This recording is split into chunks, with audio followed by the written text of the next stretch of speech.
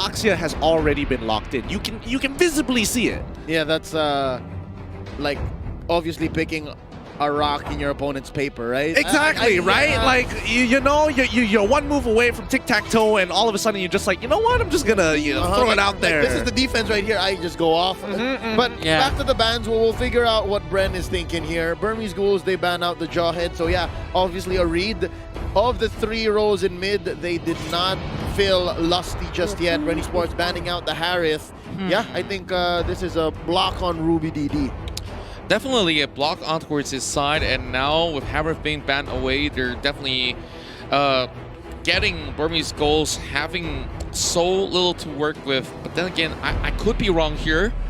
But what are the chances here if Bren Esports go ahead, steal a copy of the homework once again, take a grok, an offensive grok, throw the bodies like how Burmese Ghouls throw the bodies, now that they have that layer of the Lunox in between? Very possible, but do note it's the Burmese Ghouls who are going to go for the pick first. As soon as things come back around. Bren Esports, they can ban out another side laner, or they can ban out a hero from Ace. Ace does not have a hero just yet. Natalia, oh boy. I feel that Hayabusa is going to be a great ban for the side of Bren Esports. It can close the gap between Brody and the Hayabusa, but Bren Esports just go for the Lapu-Lapu. They could have picked that up for their side. Beats me at this point. Beats me. But I think, you know, Bren, they just needed to ban something. I mean, Boxia would have been fine against the Lapu-Lapu or the Yuzong in these situations. You just have to kind of wait till level 4, clear the waves, and do your job A-okay. Now, Bren, they're going to be locking in the Benedetta. However, previously, Burmese Ghouls going to be locking in the Farsa as their pick. Okay, they're getting a Benedetta right here. Do you feel like this is a little bit greedy with the picks, or is this going to be that mid lane Benedetta that we are seeing right here? I think it's okay. It's the best that they got. And right here, right now, this is the Bren Gambit. Like, they're just picking heroes that are good for them so far. And yeah, Burmese Ghouls. Butters, you said it earlier. Oh. They needed the Hayabusa. It did not get banned. And yeah, now I see why the Lapu-Lapu might have been a burn. This is deadly. Double assassin team composition for Burmese Ghouls. The last time we saw a Hayabusa, do refresh me, when exactly was that? It was when Bren took a series as well, earlier today. Yeah. Earlier today. Side lane Hayabusa. Side lane Hayabusa. I don't know, because the important thing for specifically the Burmese Ghouls is just that wave control, and it's going to be a little bit difficult in the earlier stages of the game. You don't have the items, so you naturally have to depend on EXP to help you clear it out, but it's not the fastest. Bren on the other side, they've got some decent, and I say decent wave clear at best, but they are an extreme, but they do have a Brody, and I don't know if Brody can compensate for all of that. Honestly, it's definitely a tough question to answer right now because you got double assassins on deck. So if that OG Shadow kill alongside with the Natalia trailing behind, like, what can you do? I don't know. Ladies and gentlemen, here we go. Game number 6 could end right here, right now. This is the Burmese Ghouls versus Bren Esports. The age of Myanmar MLBB might as well be upon us. You know, we're going in towards this championship point right here for the likes of Burmese Ghouls, but I'm thinking that Bren Esports, they have finally gotten enough of that tenacity. They know that it's been so many matches that we've been playing upper brackets, lower brackets, and we've made it thus far. But now, it's going to be Lusty with a temp. Okay, Lusty is going to try and deny maybe from this buff here. They want to just make sure that Ace, he goes and gets the wave, but still manages to come back to pick it up. Not so bad overall. Didn't even have to use Retribution. However, 3 executes for the side of Burmese Ghouls. They're going to make sure they kill that one poor soul. And Carl Teasy here is going to be the possible target of those executes. Probably Flap as well, since they don't really have the hold on that Benedetta. But yeah, I mean, Bren Esports just go for the information. Burmese Ghouls just trying to get their level 4, and probably they're gonna have a team fight by the time that Ruby DD hits level 4. Did Lusty just pop that flicker for not much of a reason, and now he's being stuck in between? I'm not too sure if this is definitely the good call coming from Bren Esports, but View tries to pressure the rest of Burmese Ghouls all the way backwards. So Lucky enough, he will be able to escape, but Dino! This is first blood for Kaltizi. And this is usually the pacing of our early game. Bren Esports gets the early lead. Burmese Ghouls become disciplined. They don't take the risky plays, and they usually take the game back before the mid-game spike hits. I mean, we're going to have to wait and see whether this is going to be the same case again. It also depends on how much of a lead that Bren is able to develop. But on top side, a lot of contestant here, especially between RubyDD and with the help of Kid, it's becoming a bit tough, but Kid doesn't necessarily... Oh, he's kind of low here. This is going to be risky for both sides. Now, the fight is going to work here. Kid is going to be able to find that execute on to Cho, and unfortunately, that's going to be Burmese Ghouls picking this up, and it's going to be Farsa going to be zoning the rest out. Few, he's kind of low, and now... Oh! The headshot with the flames!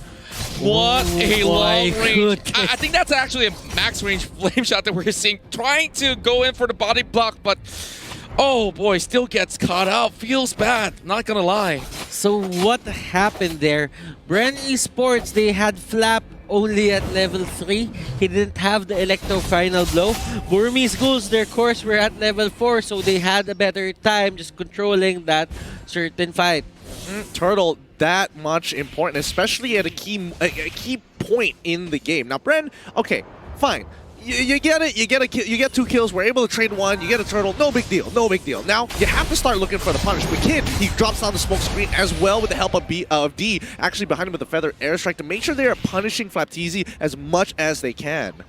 This is a battle between Lusty and Kid on how good they are at finding each other. So the one who's it is going to be Lusty, and the one who's hiding is always going to be Kid. For sure, for sure. With the Kid on Kid, definitely it's a lot more harder in this game of hide and seek, but you know, Flapteezy is gonna have to contribute in towards the late game because at least the side of Bren Esports, they have some insurance, and here comes the fight. Oh, maybe he's already starting the initiation with RubyDD jumping into the backline. Flapteezy's now in trouble, but now Rebo taking a full hit of the Oki Shadow kill. Really clean initiation coming in from the Burmese Ghouls, but does Bren want to look for some, you know, retribution kills? No, it looks like they back away.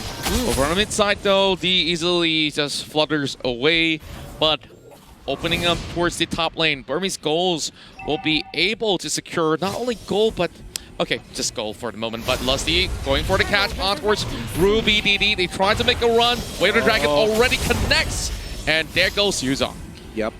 All right, now Burmese Ghouls, they do have the triple execute setup, but they don't have the flicker. So if they get caught out, they don't have that way to create a gap.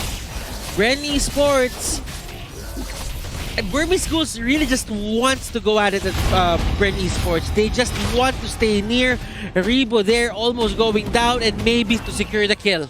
Yep, they sacrifice Rebo for the sake of Turtle here, and now Bren Esports, they gotta make sure that they are constantly looking to try and initiate a lot of these fights. But Kid, he's gonna be walking in, doesn't drop the smoke screen and just wants to focus on the wave, maybe coming in from the flag, lands on top a few for now, drops up to Toys Poissons, but again, no real initiation and no real commitment from the Burmese Ghouls. Have you seen the pattern just yet? Every single time that they go for a turtle, it's like, yeah, go take the turtle, I'm gonna punish Rebo on the side lane, and this has been happening for many of these games, and now Flapteezy managed to actually make a little bit of the move, but maybe is so bold on this move, but he catches Few instead. Order spins being popped up as they all get knocked up in the air. Wave of the Dragon will get a kill for Kaltizi.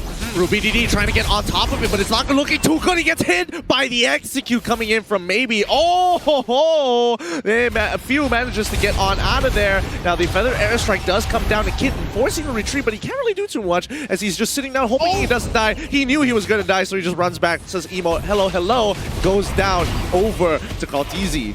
Burmese Ghouls, they got punished a bit. And now, that should be you, Contra, but Bren Esports, I was passing it to you, but Bren Esports, RubyDD is their next target.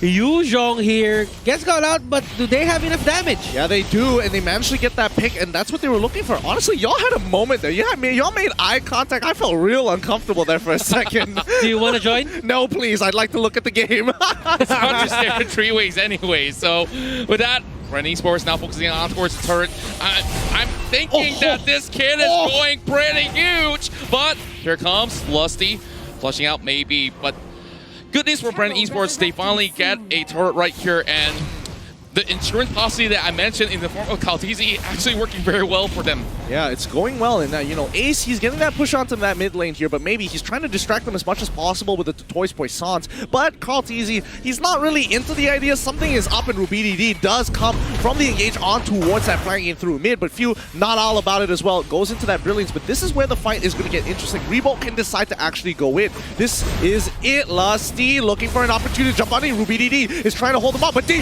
into a sideways. They don't realize it. They're going in huge. The feathered airside trying to check down few, but Lusty is able to cancel it off. They pick him off. There goes Kid. There goes D. And now the entire backline is gone. Bren can start focusing on the front line. RubyDD is the next to fall. A double kill coming in from Flapteasy. And maybe he just needs to sacrifice his life to allow Ace to live for the greater good. What did I tell you? This is a great activation coming from Bren Esports, and they can't find the answers to Kaltizi at all. This is just a back and forth between these two teams. And Ace almost getting caught out, but there is going to be Kid trying to take down Carl. Can they pull this off, though? I mean, okay, Flameshot coming out just to double-check the brush here, but I have to give it to Bren Esports. Leslie, he has been such a pivotal point for this team, literally with at least a 70% KPA kill participation in this entire game. It is just phenomenal how he keeps on trying to get on D. Yeah, just looking at the current situation here, like, a lot of things have been expended in that sort of fight, and Bren Esports having 1 minute away from that Lord, it's definitely going to be huge if they can get something out of this mid lane. Blade of Despair already being purchased by Ace.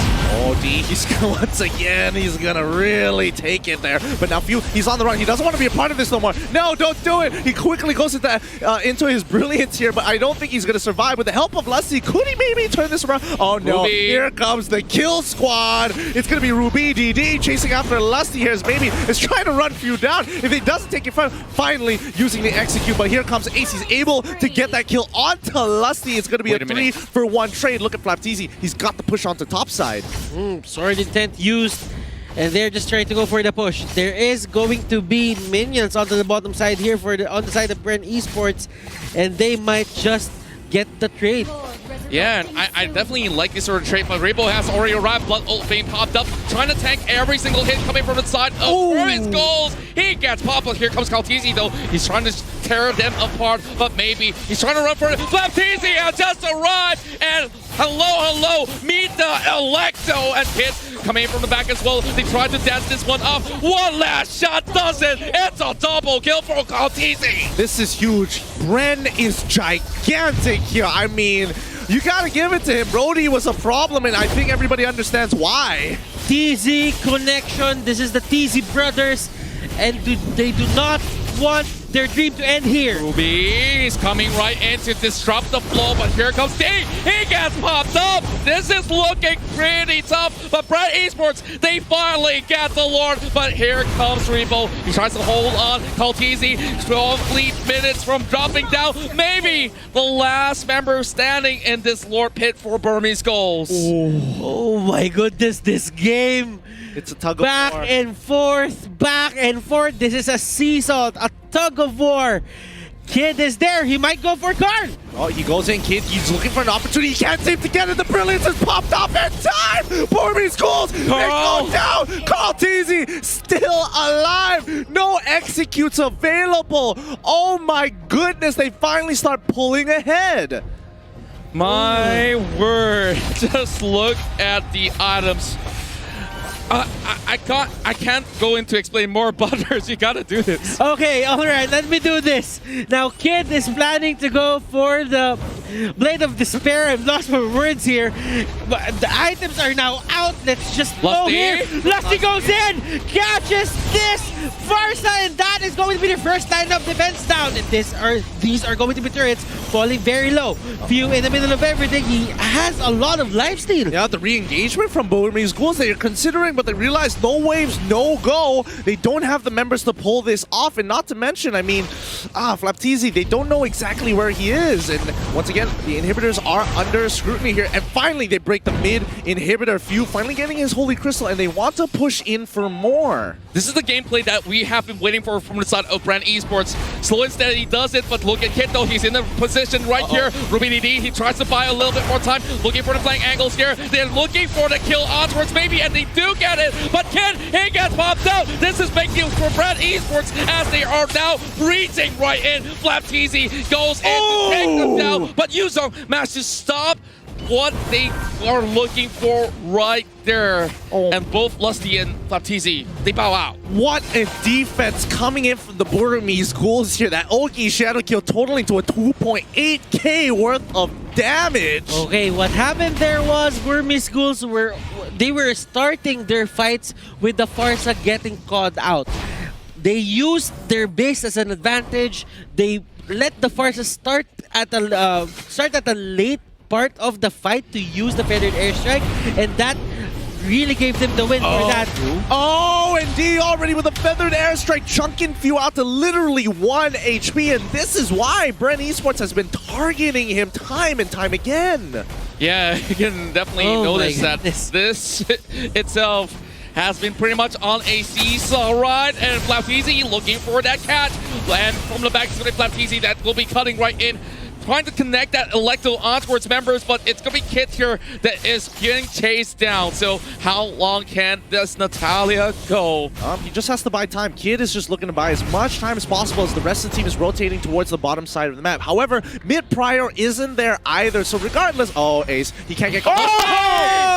We are dragging in towards the middle, and you can see the Lulux have been tearing them apart. And there goes Ridity. He's getting chased by. Maybe it's retreating right now. This might just be the turf pick that they've been looking for. But look at how tanky he is. He's still diving over the backline. Flame Chop misses, but Lusty, he's making a way for a retreat. Flapteezy now tries to dive right back in towards the fight. Flapteezy, he tries to shred them, but look at this, guys! 1v3! Oh, he wants to take this all for himself. Ruby DD tries to go with the black table, and he doesn't go. The Dragon Tail does not connect in time, and Flapteezy secures that kill. Oh boy, this fight. It's so close. It is so close. It comes down to a wire's edge, and we're seeing double ults coming out now.